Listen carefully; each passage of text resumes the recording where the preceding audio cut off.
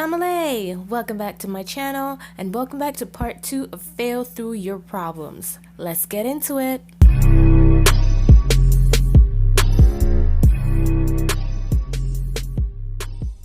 Like, she's pouring into me just like I poured into that girl. Let me listen.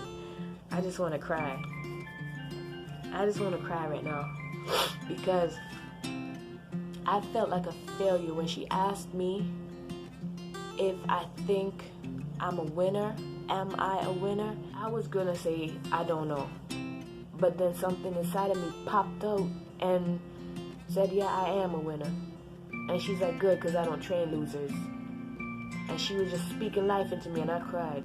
She gave me a hug and she's like, do you have a way home? I said, no ma'am, I asked somebody on a motorbike to get me here. And she's like, that is determination. Okay, that is determination. To me, that was desperation because I had no way of getting there. But through hell and high water, she made it to Jolly Harbor. And the guy who talked to me about Queen of Carnival, he basically gave me a ride home. On the ride home, he was talking to me, but I don't remember nothing.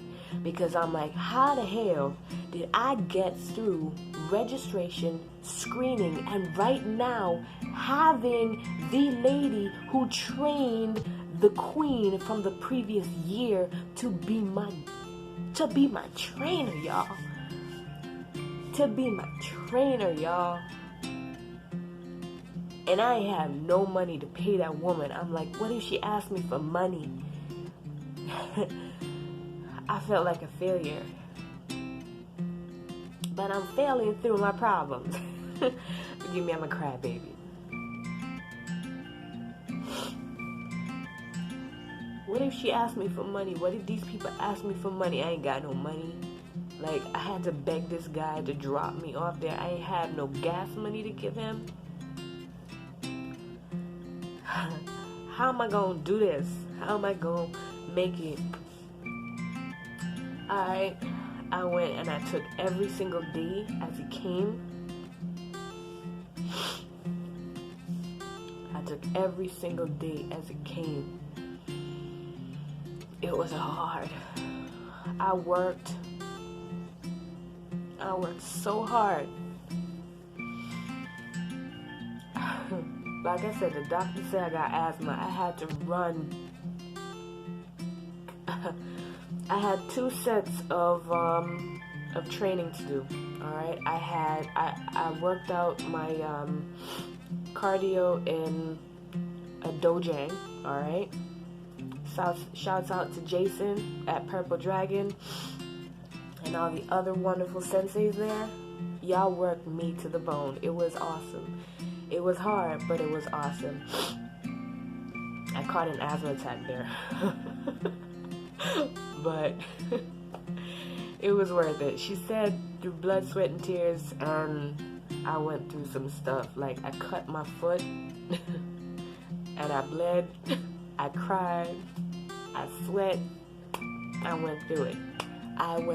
We ran up and down St. John's streets like, ooh, there was this store that had a lot of flight of stairs. We went up those stairs and down about 7 times. When I was done, man, my body was snatched. Insert picture right there. I enjoyed it. It was hard, but I'm a hard worker, so I enjoyed it. And it was like when we had to practice with all the girls, we had to pick our numbers, all right? Who was gonna be contestant number 1 all the way to contestant number 6. And I did not put my hand in the hat first, okay? I was probably the 3rd person who put her hand in the hat.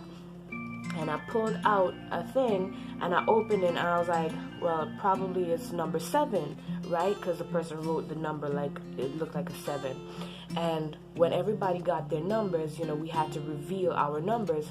So everybody was revealing their numbers and I'm counting the girls plus myself and it's only 6. And I'm like, damn, girl, you didn't get number 7, you got number 1. Hyperventilation kicked in ASAP, but I ain't letting nobody see me sweat. So they're like, show us your numbers. And I showed them my number. And this one girl, she flipped, because we basically had similar names. So she flipped. And I'm like, yo, if you want number one, honey, you can take it, because I don't want to be the first one on the chopping block, right? And then the guy who, you know, is coordinating Queen of Carnival, he's like, no, we're not, nobody's switching their numbers. And she flipped. And yeah, that was, not gonna talk about that. That was not my shining moment, defining moment. It was just, yeah, she had her, the ghetto side of me came out. We're not gonna talk about her, because that's another part of me I just want to bury. Okay, now I lost it. I was like number one. Yo, why should I be number one? Jesus, I didn't even put my hand in the hat first. Why you want to give me number one? I don't want number one, Jesus. No, Jesus. Jesus, ow. The guy, my first trainer, I called him and I was like, yo, you need to call Miss, let's just call her name Miss May, okay? You need to call Miss May right now and tell her that I got first, you know, to go up. I got number one. So he's like, well, she's busy right now because she's at work. But tomorrow when you're going to go to Jolly Harbor to practice, you know, you guys will have a conversation. So, like I said, I had two types of training. All right, so I had cardio at Purple Dragon, and then at Jolly Harbor, I had to use their facilities to do, like, you know, I had to go to the gym, y'all. Oh God, I hated it so bad. But the lady who trained me, I appreciate you so much. And I said it, y'all. I said it. I said, ma'am, what if I'm not, you know, awesome, and, you know, everybody just looks at me like, oh my gosh, she's first up again, you know, to do this, to do that. She's like, you don't look like you have that in you. You don't look like you're a person that's gonna go up and poppy show yourself, okay? You are gonna make it. You're gonna make it. You're gonna make it. This, no worry about you're the first up, alright?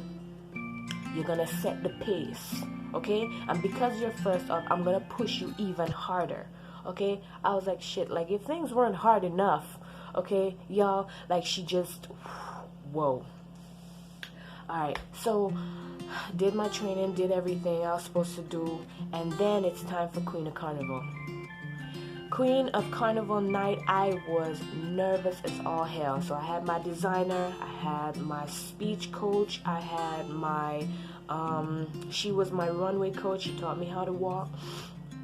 I had, you know, my senseis, I had, well, the senseis teaching me, I had my gym coach, I had a team, alright, I had a team, and I was like, I couldn't let these people down. Alright, so it's the night of Queen of Carnival, and, you know, I got my hair done. I paid a hefty price to get my hair done, okay? It was like $700. Got my hair done. Somebody professionally did my makeup for me, and while everybody was getting their makeup done, I got the news that I got Miss Photogenic. The day that we were taking the picture, I thought my makeup was not the best, alright? And everybody else's makeup looked so good. Because I thought of that, like, I didn't think I would get, you know, Miss Photogenic at all. I didn't.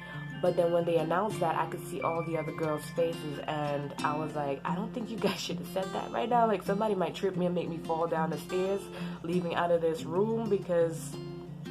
Anyways, so I got Miss Photogenic.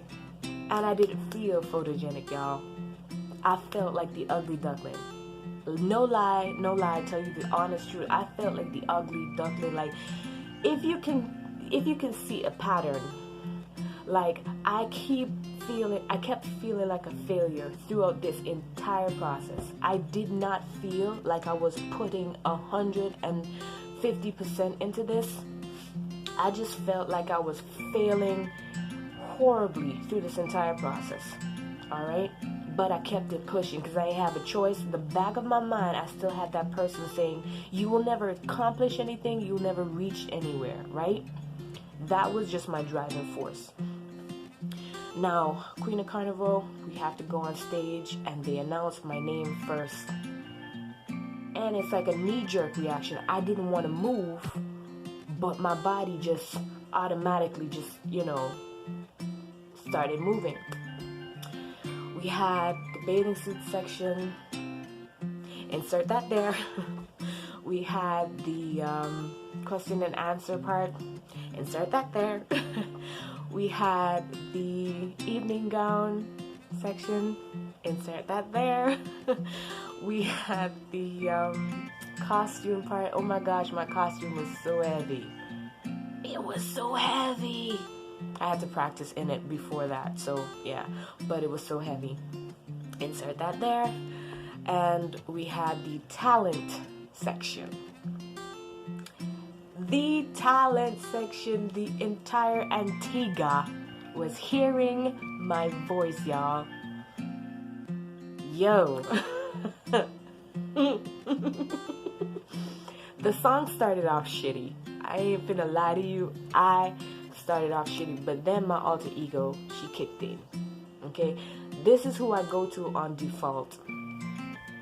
It's who everybody goes to on default. If you are put in a harmful situation, your other side of you kicks in. Alright? So it's your fight and flight, your adrenaline. Your adrenaline has its own personality. So my adrenaline kicked in. And when I started to sing, I don't remember anything I did.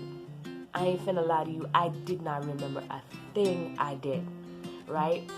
And only thing I remember at the beginning was when I started to sing and people were booing. I was like, well, there you have it. Crash and burn. And I heard people booing, but then after a while, I set my eye, right? I was trying to look for my mama in the crowd, but I couldn't find my mom. So I set my eye on the light. There was like this big blinding light. So I set my eye on that light. And because of the light, like I couldn't see nobody in the crowd, so everything was dark to me, right? So it felt like it was just me and Miss May practicing my talent part. So I just gave it my all.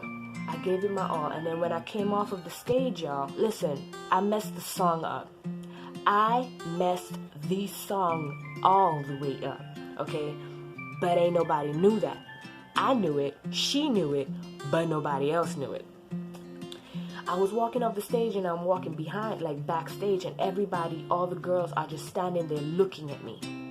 So I'm like, shit, you messed up. Everybody looking at you like you a failure. So one of the girls said, and you acted like you can't sing. Because, I was pretending like I couldn't sing because I didn't want nobody to, judge me or whatever. I don't want nobody to hear my voice, just in case I sound like shit. I don't want nobody to hear my voice. So when everybody looked at me and they said, you acted like you can't sing, and then somebody said, I don't remember who it was, somebody said, how the hell am I going to compete with that? Okay, it's time for crowning, okay? And everybody have to come out in their evening wear. And they called the girl who basically had an issue that, I was number one and, I let my ghetto side out. They called her as second runner-up. And I was like, no fucking way. What? And I was like, shit. Okay, well, if I don't get second runner-up, then I'm not making anything, right? Okay, shut up. Okay. Act like you don't care. Then they say, first runner-up, Diana Dupie. And I'm like, no way. What? Baby, I didn't even care that I didn't get the crown. First runner-up, especially because of all the stuff that I went through, okay, was better than not placing at all, honey, okay? So I stepped forward and I looked at my coach, which was the moderator, all right? And she's like, and I'm like, as long as she gave me that nod, I knew, girl, you did damn well, all right? They called the queen or whatever, and I was happy. I was happy for the girl who got the crown, because I knew there was something else coming up, and it was in the same week, all right, which is JC's Caribbean Queen. So you're not just dealing with girls in the country, okay? You're not just dealing with same pedigree of girls. You're dealing with the entire Caribbean, all right? Some beauties. Okay, I was happy as hell because, man, I was tired. I just wanted to go home. I wanted to eat whatever the hell I wanted to eat, because when I was doing Queen of Carnival, all my mama cooked for me, well, not all, mostly what my mama cooked for me was lentils and cricks, y'all. That's what I ate for Queen of Carnival. It tastes real good. They called out all the stuff that the girls got. I got Miss Photogenic, I got the best body, and I got first runner-up. So that was good for me because I worked really hard on my body. Insert picture right here. So after all of that, the queen basically went back, you know, to study and all that, and I ended up having to do her duties. So I had to do Crown, the making of a carnival queen, which in the back of my mind I wanted to do, but because, you know, I wasn't the queen, I didn't expect to do it, but I got to do it, y'all. I got my first TV show, man.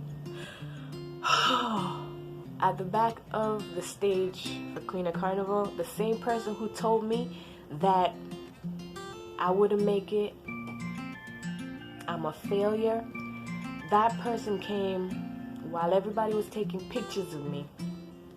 The big newspapers and everything was taking pictures of me. That person told me, that's my daughter. Okay? My mom was standing there, and that person came and said, come everybody, take a picture of me with my daughter. And I took the picture because throughout the entire journey, what I learned was I'm not a failure. I'm not a failure, and I failed through my problems. Okay, I had so many problems. I had so many hurdles that I had to go over. But because of what he said, okay, I failed through my problems. And he wanted to take a picture with the failure.